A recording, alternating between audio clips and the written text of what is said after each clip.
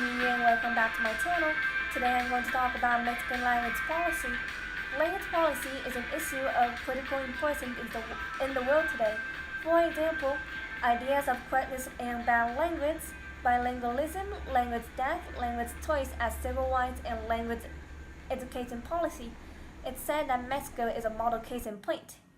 Though, in my opinion, the factors which made Mexican Spanish level low are the disappearance of their passion and their indigenous culture affected by some language policy in their country. This will have been explained by the fact that language policy is often based on historical reasons. So, in this video, I'll briefly outline the history of language policy for indigenous people from the old times to the present day in Mexico. Then I will consider the central problems of general language and the use of the languages in indigenous education. First, the Aztecs developed their own language policy to govern the empire, but then the Spanish White Kingdom built a society modeled on Spain with the Spanish language.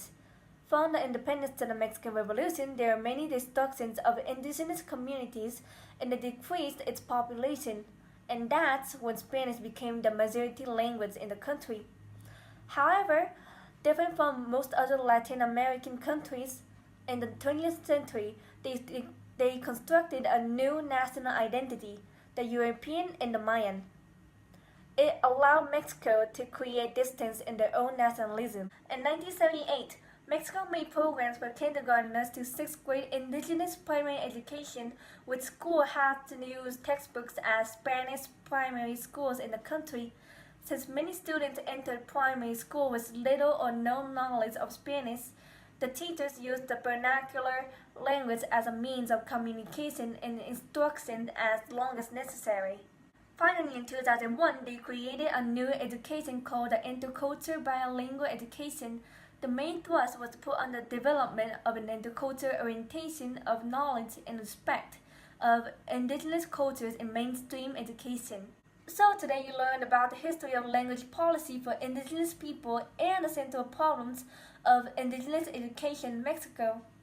Now that you got the idea of how indigenous languages are disappearing, how much beautiful culture have they lost which they had in the first place? It is good to learn merits from foreign cultures, but it's a shame to lose what we own and something we should be proud of. I think it's necessary to develop our language policy and our education system for the long history beauty of Mexico. Thank you for watching. Bye!